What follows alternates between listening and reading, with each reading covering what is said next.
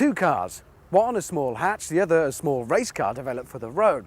An odd choice to test together, you might think. What have they got in common? Well, quite a lot. For a start, they both cost about 13 grand. They're both built with driving in mind. But this is the Citroen Saxo VTS. It's a compromise. It offers practicality and drivability. Caterham Super 7 Sprint offers no practicality, no compromise. It's just about driving. So we want to find out, is it worth sacrificing the practicality of the Citroen for the excitement of the Caterham? So which one first? It's got to be the Caterham. And straight away, there's no mistaking this car's purpose. In a tiny little cockpit, we've got two deep bucket seats, very narrow. We've got a full 4-point race harness, which is a fiddle to get on, minimal dials, and that's it. No creature comforts whatsoever, and a little tiny Momo steering wheel. And it's not the easiest thing to get into or out of. Well, it's got an alarm, which is good in a car with no roof, but it's not the easiest thing to find where the keys are, located under the dash. But we've done it. So we'll fire it up. You hear the fuel pump clicking away. We'll first release the handbrake under here. We're ready for liftoff. In actual fact, Caterham can supply you with one of these direct from the factory for just a shade under 11 grand. But to be honest, I think to spec it up to anything like a livable standard, you're going to be spending about 13. You can go mad and spend 20 grand on something that'll easily beat a Ferrari. Cramped isn't the word in here. It's unbelievable. This thing is tiny. I'm a small guy. You should have seen us wrestling the cameraman in here. Getting him out is going to be even more fun. This is absolutely back to basics. I feel like Biggles in a car. Hello? And the old Roadster. There is not a single frill on this car. Everything is basic and functional. And the controls are incredible. The steering is faster than I can believe. With a tiny little steering wheel, it's accentuated. Before you know what's happening, you really are disappearing up your own what's-it. Everything you need is here, even a little tiny indicator. It works, but again, it's pretty functional. This is the most basic version. It's the Classic or the Sprint, so it's a little tiny 1.6 8-valve K-series engine, but that is more than enough. The car weighs about half a ton, which really is nothing. That makes for blistering performance. We're not talking high-tech Japanese-style manufacturing here. We're talking about enormous fun in a little tiny lightweight package. Even down to the steel wheels, it's the basic specification, no fancy alloys here.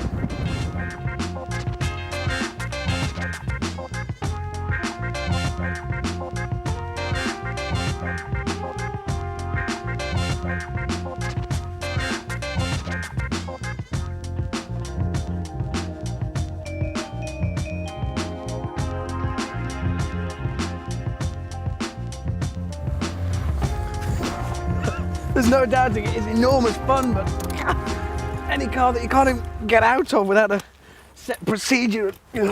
I'm only a small guy. For 6 footers, it's impossible to wrestle your way around. Practical, no. And as for the procedure for getting into our more sensible little sporting friend, Citroen Saxo, well, it consists of this, and then this.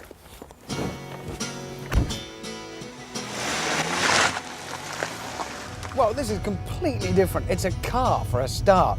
You're sat inside a hot hatch, but in fact, apart from the nice blue dials, you wouldn't really know there was anything hot about it at all. You just sat in an ordinary car. It's not until you mash the right pedal do you realise this thing is very fast indeed. Front-wheel drive, so it's a totally different experience, and it is extremely quick. It's typical hot hatchery in here. All the power going to the front wheels, they're only too ready to brake traction and spin. It goes around corners incredibly quickly.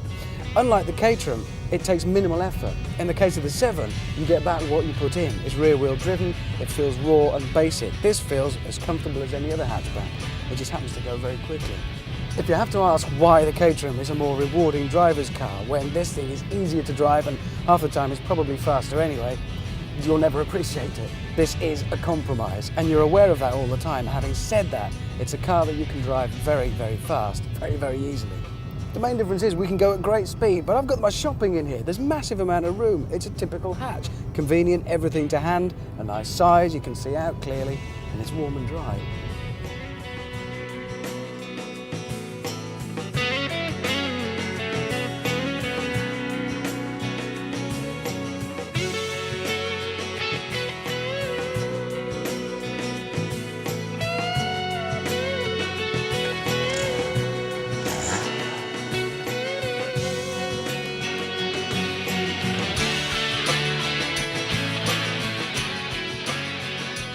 So decision time, what do I go for? They both cost about the same. Do I choose Citroen Saxo VTS with its optimum compromise between driving pleasure and practicality, or the no frills, no compromises Caterham? Well, I'm a dyed-in-the-wool motoring enthusiast and I'm a bit of a hard man. I don't mind the wind in the hair, but then I have got to go to London and it is an awful long way. It's the Citroen.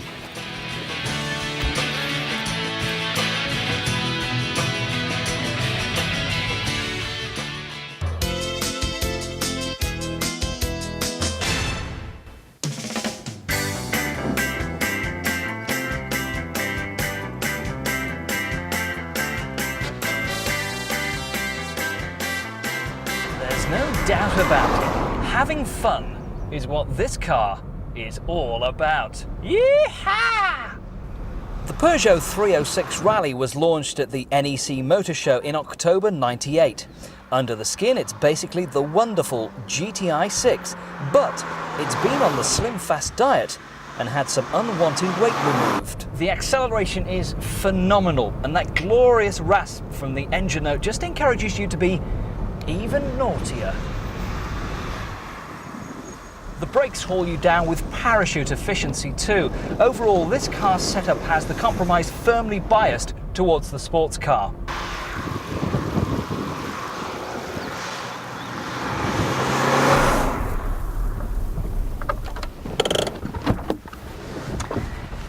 Compromise. At some stage, all production cars have to be a compromise between driver enjoyment and how easy they are to drive, particularly around town, say.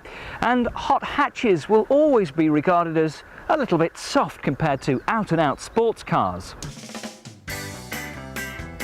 For the Rally, items such as electric windows, air conditioning and heated door mirrors have been jettisoned. Overall, it adds up to a weight saving of 16 kilograms over the 306 GTI 6.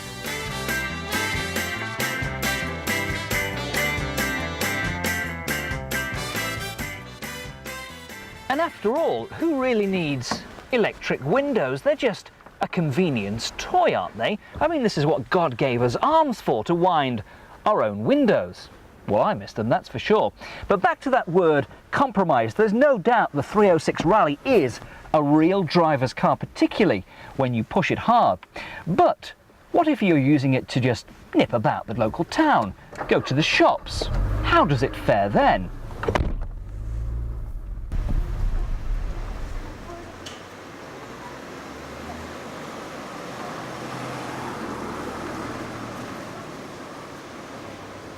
So I'm thinking, do I need second or third gear?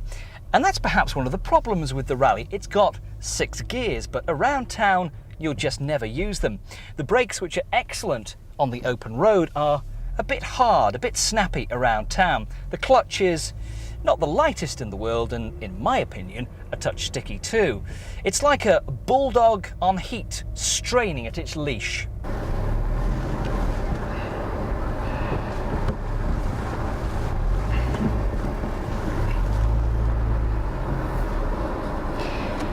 Now, one thing we find with Peugeot 306s in general is the very poor turning circle, as you've just seen trying to get into tight spaces like this. However, I think that's no great sacrifice for the superb way that the car feels and steers when you're out on the road pushing it hard. Just depends whether you need to maneuver to get it into tight spaces like this at your local supermarket.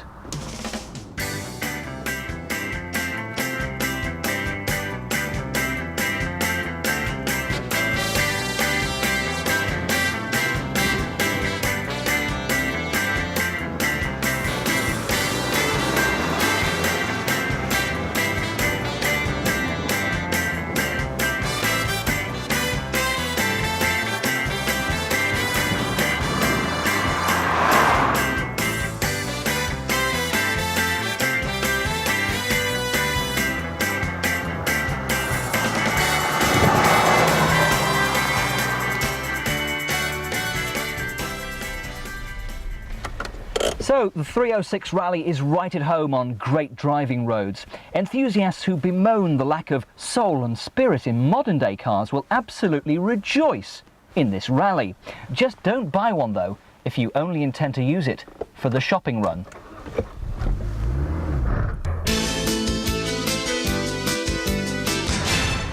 this has to be the ideal parking spot for a Nissan Skyline, a helicopter pad, because this is as near as you're going to get to being airborne on four wheels. The Skyline is an absolute flying machine. This car is a petrol head's dream. It's macho with a big, big capital M. Everywhere you look on it, it's got huge spoilers, side sills. The wheel arches are massive, but then a need to be. We're talking about 18-inch wheels here. It's got Brembo brakes on it. When you put the foot on those, it's like dropping an anchor. Everywhere it looks muscle. It looks as if it's powerful and dangerous. And then you finally come back to the old aeronautical touch, this huge rear spoiler that looks as if it could fit very happily onto the back of a Boeing 747. But actually it's rather practical, because this mechanism here helps keep the stability down and actually keep you back on the ground. Here we've got about 5 or 6 horses. Inside of here we've got 277 horses. Sadly, no car is perfect, and if this wonderful Nissan has one failing, it's the interior. It doesn't feel or look like a 54 grand car. A lot of it is standard stock. The only difference is this Nintendo-like machine with all of the information on the screen. That said, the seats are wonderfully comfortable. They're very good in the back as well, so you can actually put the fear of God up to 3 people in one go. But in many ways, I'd forgive Nissan anything for this car, and it's quite livable with, and it's very practical.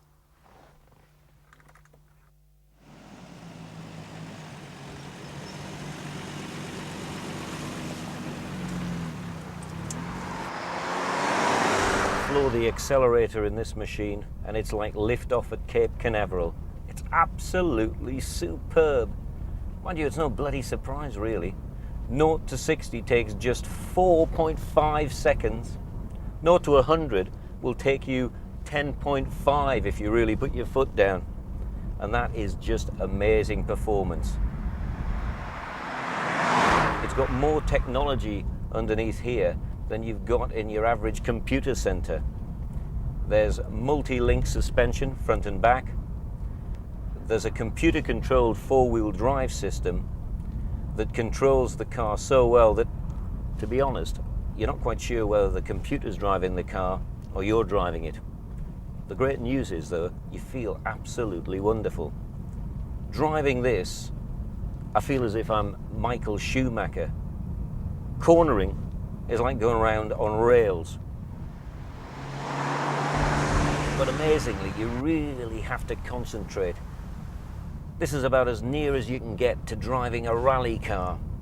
The ride is rock hard. You feel every bump as you go along the road, but it just adds to the adrenaline rush. It is just such a buzz. This is untrue.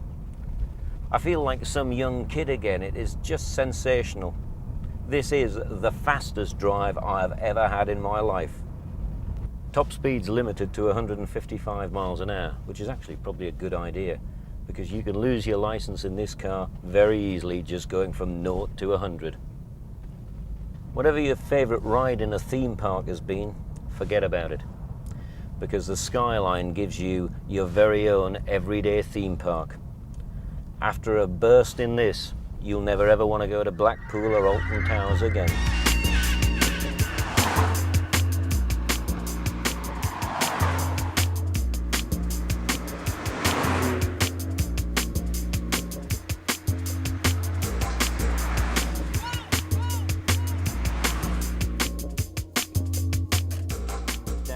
Supercar jungle, there's an all-new king, and that's the Nissan GTR.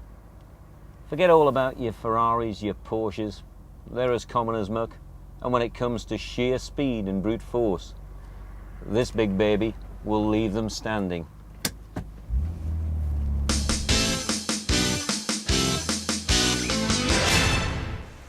Alfa Romeo have been very much in the news recently, and quite right too. The 156 is getting rave reviews, it's taken on the very best that BMW can offer and has sure given it a run for its money.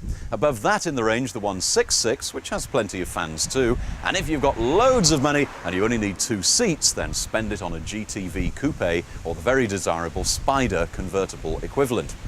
Now with all that stuff going on, I guess a lot of people have forgotten about the baby of the range. Here it is, the 145. There's a booted version with a couple of extra doors too, the 146, essentially the same car.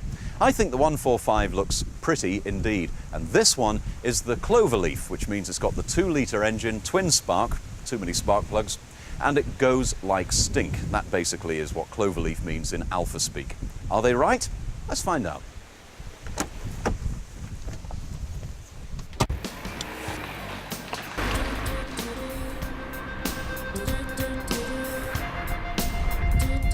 Any car with sporting ambitions has got 2 key ingredients. A great engine, okay, full marks there, a tick in the box. This engine is fantastic. Needs to be revved fairly hard to get the best out of it. There's not a lot of torque if you don't rev the thing. But the suspension is the other key component. Now, suspension and ride is always going to be a compromise between how well it holds the road and how comfortable it is. And I think they've actually got the sums a little bit wrong. It's too soft, and that means that it just doesn't hold on quite as well as it might do round the corners and doesn't actually feel like a sports car. It's too soft. It's almost too comfortable. Now, would you actually want to own one? What's for and against? Well, perhaps the big for is the fact that it is a great little package. It's an enjoyable car overall and very, very capable. However, against it is towering depreciation, like virtually all Italian cars in this country suffer from. Also, the fuel economy isn't anything to write home about. It likes a drink, this vehicle. And the JD Power Reliability Survey put this car a rather sad 82nd. Now, everybody that was questioned praised its performance. The whole package, they said, was pretty right. But niggling electrical faults, minor paintwork blemishes and problems, all that kind of stuff that other manufacturers, notably the Germans and, fair play, the Brits, do seem to have sorted out now. The Italians apparently have still got some way to go on that.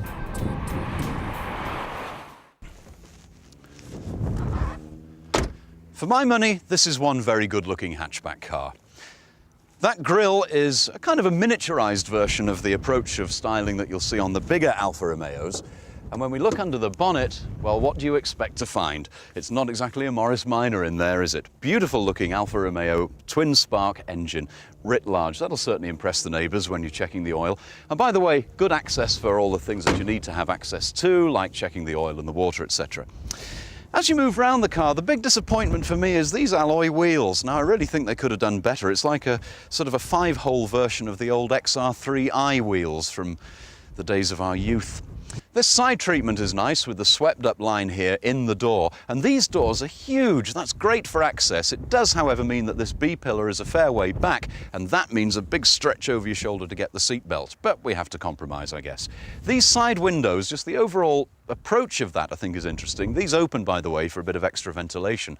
But it's when you come round to the back of this vehicle that I think the stylist really has earned his money. With that unusual and quite brave sort of V approach there, the spoiler on the top says, "I mean business," so does the Boy Racer exhaust, and above all, so does the Cloverleaf badge in conjunction with the Alfa Romeo badge. This car says, "I'm not playing around here."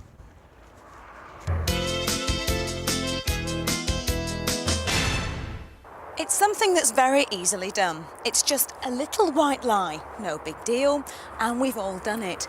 Somebody asks you what you drive and you just say, a GTI. You lead them to believe that it's a VW, a Peugeot or some other hot hatch. Why? Because you know they're trying to weigh you up, and they may not have quite the same opinion if they discover it's a Nissan Almera GTI. The Almera GTI was launched at the Geneva Motor Show in March '98 and has since been refreshed with some interior and exterior styling enhancements. The Nissan is designed to appeal to the young, adventurous driver, so it's built to compete with the market leaders, cars like VW's Golf GTI and the Peugeot 306 XSI. Still, we shouldn't be too hard on the Nissan because it is a very tidy little car, and you shouldn't be embarrassed if you choose to drive one. Just don't expect people to want a second look at it. Even with its deep integrated bumpers, the rally-inspired skirts on the side and the sporty spoiler at the rear, I don't think anybody will take your handbrake turns seriously. Still, it is supposed to be a sporty car, and who am I to argue with the designers? I just can't imagine you getting white-knuckle ride performance out of it. Still, I'm prepared to give it a chance. Well, I've got to admit that straight away you slip into these contoured sporting seats that also have lumbar and pelvic support, which isn't bad at all. And there does seem to be plenty of room here in the cabin, but I'm afraid that that's down to the rather long and unsporting nature of its design. As for the interior trim, well, I'm not too keen. Far too much black, as usual in cars like this. But there is a generous amount of storage space, plenty of little cubby holes for you to keep all your junk in. The other stuff, such as this 4-spoke steering wheel, driver's airbag, electric door mirrors, and electric front window, is pretty much what you get in most types of GTI. But you do get a few nice extras as standard. White instrument dials, air conditioning, electric sunroof, and a 6-speaker CD player. And that's pretty good going.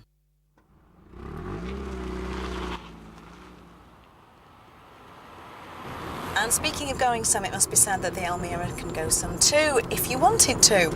This is the 2-litre 4-cylinder 16-valve engine. It produces 143 brake horsepower and has a top speed of 131 miles per hour. 0 to 60 will take you just over 6 seconds, which means that it keeps up very nicely with the Golf GTIs and the Peugeots of this world.